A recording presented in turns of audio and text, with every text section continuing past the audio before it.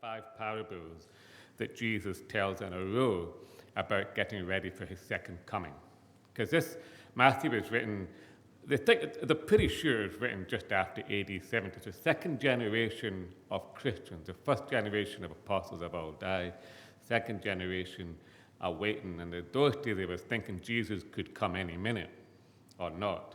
And they were getting a bit tired waiting. So this parable, this particular theme here is about being prepared for it. And a couple of wee clues in it. One, at the end of the first paragraph, the bridegroom was delayed, okay? So, surprise, surprise, at a wedding, somebody was late. All right, never happened before, you know? Anyway, yeah, I'm remembering Fiona's wedding, and we'll carry on.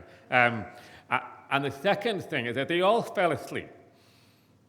Both the wise and the foolish bridesmaids all fell asleep. And part of this theme here is the reality is that we're going to have to wait a lot longer than we thought we were going to do, and folk will get distracted with other things. Life goes on. Life is full. We can't live on edge all the time thinking, is it going to be today? You know? And there's something here. So I'm going to talk just initially about what Jesus was talking about here, but then I want to apply it to our context today. Because what Jesus is saying for these early church folk is that, first of all, you all look the same.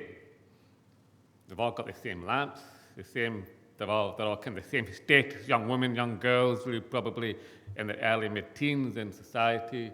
They all look the same, but some were ready and some weren't, because some had allowed for the fact that things may take longer than they thought. Things may take longer than they thought. And this is a reality of the Christian life. A lot of my conversations, I would say, I don't know what the figure would be, but at least half of my conversation with other Christians is usually along the lines of, why isn't something happening yet that I've prayed for or that I've longed for? And part of the reality of life is things very rarely fall on the schedule like we would like them to. And when it comes to our faith, for things that we've prayed for that a long time, people we've prayed for, things that we've longed for, that we've hoped for our church, for our family members, for ourselves, for our health, for our nation, whatever it may be, it gets very wearing over time if things don't happen. And for these bridesmaids, the oil that's in the lamp is what keeps them going. It keeps their faith alive. It keeps them, they're kind of prepared. The ones who took extra stuff with them. So they were allowing for the fact that it might just not go according to plan. They were prepared for that contingency. I was talking with some of my climbing buddies a few weeks ago, and we were coming down off the hill, and I said, it's another great day. I've used up everything in my rucksack. I was feeling quite chuffed with myself. You know, I just got the right amount of food, used up all my tea and my coffee. I'd used all my various layers of clothing at different points, and I'd had it just right. Didn't carry any extra stuff, because it annoys me when I have to carry extra stuff that I don't use, you know. And then some of them is quite a smart aleck, but who actually knows his business, says, well, he said, Paul, the mountain rescue folks say when you come off the hill, you should always have one bit of clothing you haven't used, some food you haven't eaten, and some drink you've not drunk, just in case something happened. You see, that put me in my place, didn't it? But life's like that. We have to allow for contingency, and it's not just about some personalities that kind of half full, half empty, half planning. It's really about thinking, how is it our faith works? How is it our faith works? And one of the big principles I have learned over the years, and I have to keep relearning this, is to hold lightly to outcomes. To hold lightly to outcomes. You can long for something, you can pray for something, you can work hard for something. For example, I now have, I would say, 50 young families on my phone, all right, in St. James, in the community around here. And I'm in touch with them every month about something that we have on. Now, we very rarely see them in church on a Sunday morning. Now, over the years, if I get myself frustrated about that or impatient about that, saying, why is it not happening? Why are they not, after 6.5 years, why are they not in here? You know? That sets up a cycle of frustration. Now, the foolish virgins who didn't have I don't want to call them foolish, I want to call them optimistic virgins. didn't have all the oil with them, you know? When you start to run out of oil, you begin to get cranky and desperate and frustrated. And this gives up negative vibes. It gives us stuff, and we can have a lot of spiritual damage there within ourselves.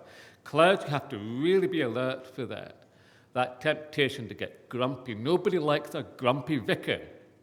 You really don't want a grumpy vicar on a Sunday morning, all right? And I work hard at not being grumpy in church anyway, okay? But, do you know what I mean? This sense of frustration that it's not happening to my timetable. And for these kind of optimistic virgins, one of the lessons is that nobody else can do that for you. They wanted to borrow, can we have some of your oil, please? This is an internal journey we each have to go on our own. Can we pace ourselves with the reality of the circumstances that we are in so that we don't run out of hope too soon? We don't run out of love too early. We don't run out of trust or faith. We somehow have enough to see us through. And sometimes the waiting seems endless. And I've got news for you. Sometimes the waiting will never end, I'm afraid. It's just the way of the world. And part of the reality of one of the messages that Jesus is giving here is that we need to learn to wait well. We need to learn to prepare ourselves well for the long journey that's ahead of us in life, which is why my favorite quote, one of my 10 favorite quotes, is actually from Friedrich Nietzsche. I know that you will have heard it before, that life is a long obedience in the same direction. Life is a long obedience. A long obedience, otherwise you stick with it.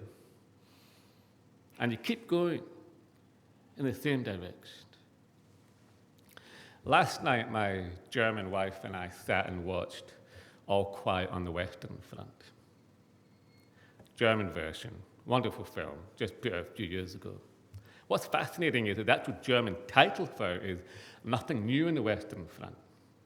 Quite interesting difference, slightly different nuance here. Nothing new in the Western Front. And one of the themes in the film is desperate diplomacy, trying to finish the war off before any more young men are killed. But taking some of the lessons from this passage and extrapolating it to our situation today on Remembrance Day. When diplomacy fails, the world is broken. Lives are destroyed, and we've seen that today in Gaza and Israel as well. And we saw it in Flanders. The 20th century is a combination of where diplomacy has worked sometimes and has failed elsewhere. And where diplomacy fails, it is because of lack of ability to wait. That's one of the factors in it. An inability to wait that bit longer. Because whether it's in the lead up to the First World War, they hadn't had a war for 50 years, so all these armies were all trained and ready to go. There was nobody to fight, And you get this theme in the film. And today, without trying to kind of point fingers all over the place, but I think today, part of what we have in the Middle East, on the one hand, is you have extremist right-wing settlers in Israel who cannot wait enough patiently for a just, suitable, long-term settlement and are planting themselves on Palestinian land, of attacking Palestinian villages and uprooting Palestinian houses and others. So on the Israeli side, there's a lack of patience to really go for a long-term solution, which means you have to let go of some of what you want. It doesn't always work to your timetable, to what you want to be the case. And Hamas on their side, what they've done is the frustration is boiling up. They can't wait any longer, and they attack these kibbutzim. That's an awful attack, absolutely awful. You see, it's fair for 5 young lassies not to have enough oil on their lamps. But when the men of war, when the dogs of war don't have enough patience, the world suffers. Families are destroyed. And what you have in Gaza now, again, is this cycle that never ends. And the timeliness of this, now, next week, sermon, I'm not sure whether Erin will preach from the gospel passage or not, but if she did, one of the themes from the gospel passage there is, what does it mean to be ready? What does it actually involve? And part of it means waiting well.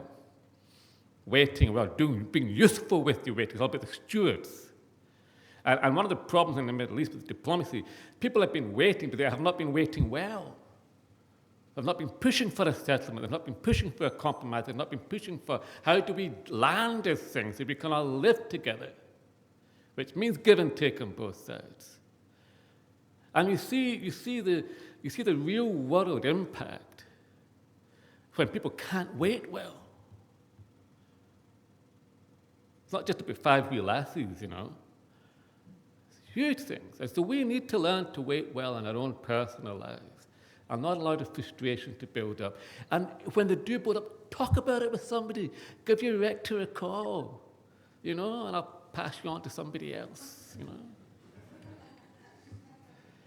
But being able to talk it honestly, and that's why I've contracted out this topic to Willie and Jane, because at the Advent Journey event we have on November the 27th, I think it is, the last Sunday in November, we've got Waiting in Hope, is it? What's it called again?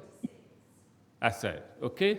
So that says, how do we wait? So do come to that. We're picking this three up. And it's also in the Advent book that I had put out to you. And I'll be talking about that again at the notices, about learning to wait and all the other lessons you can get about waiting well.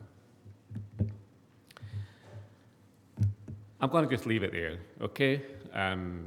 Stuff to think about, you know, pray about and talk about.